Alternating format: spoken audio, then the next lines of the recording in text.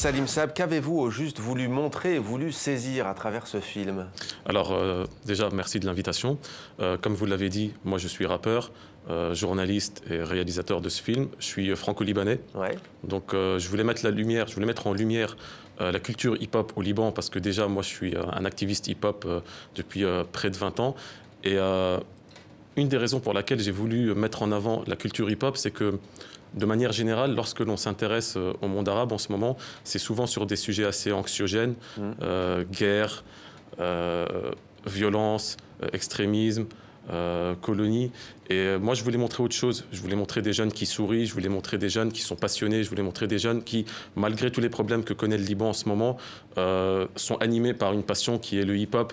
Et même si il n'y a presque aucun aspect pécunier derrière, ils font du rap, ils font du graffiti, ils font de la danse par passion et pour donner, c'est peut-être naïf ce que je vais dire, mais pour donner un peu d'espoir au pays.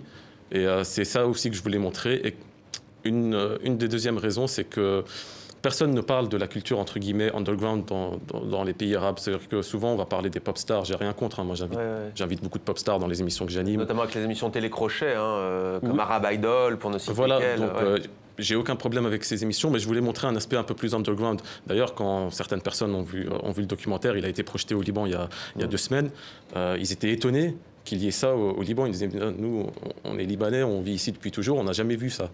Donc ça me tenait à cœur et ça me tenait à cœur aussi de montrer un aspect artistique de mon pays d'origine qui est le Liban. Quand est-ce qu'elle a pris son émergence, cette scène artistique hip-hop libanaise? Alors c'est arrivé après la guerre civile, parce que comme vous le savez, de 75 à 90, le Liban a vécu une longue guerre civile. Ouais.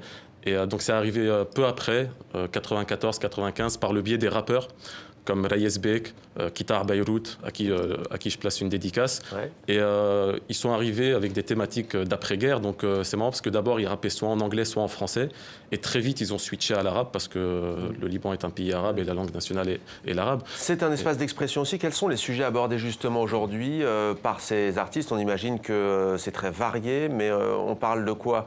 On parle de la guerre qui a pas très loin en Syrie, on parle des migrants, on parle... Alors il y a plusieurs thématiques. Certains groupes, effectivement, sont vraiment centrés sur l'aspect géopolitique de la région, la guerre en Syrie, le conflit israélo-palestinien, la crise des réfugiés. Il y a d'autres groupes qui sont dans un aspect un peu plus freestyle, ego trip, qui veulent juste monter sur scène et balancer leurs lyrics. Et il y a d'autres groupes qui vont parler de tout et rien, j'ai envie de dire, de thématiques de société, de la crise que vit le Liban, parce que le Liban est en crise économique, en crise des ordures, il y a pas mal de crises en ce moment. Ça veut dire que cette scène hip-hop aussi, elle fédère au-delà des appartenances confessionnelles, religieuses Tout à fait. Le Liban, la politique libanaise est une politique confessionnelle, comme vous le savez, donc chaque parti politique, chaque confession a son parti politique, a son leader, chaque région a son parti politique, son leader, sa chaîne de télé, etc. Le président doit être de telle confession, voilà. Le président du Parlement, idem pour le Premier ministre. Tout à fait, ça, il n'y a pas dans le hip-hop. Le hip-hop a réussi à mettre sous une même bannière toutes les confessions au Liban, et c'est quelque chose de très positif, et c'est quelque chose qui est abordé dans le documentaire.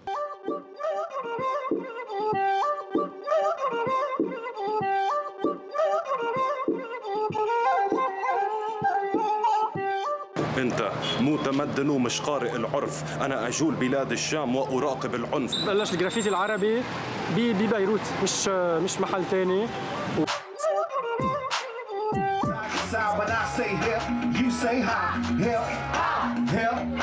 مينلي حبيت نقي سامبل عربي مينلي لأنه هالباك جراوند تبعنا هالميوزك اللي إذا بدك اللي أهلنا وجدودنا ربيانين عليها. Where's your هوية؟ I no idea. Tell me what the fuck you here. بنعمل جرافيتي كرمال نجمل المدينة أكثر، كرمال like expressing ourselves.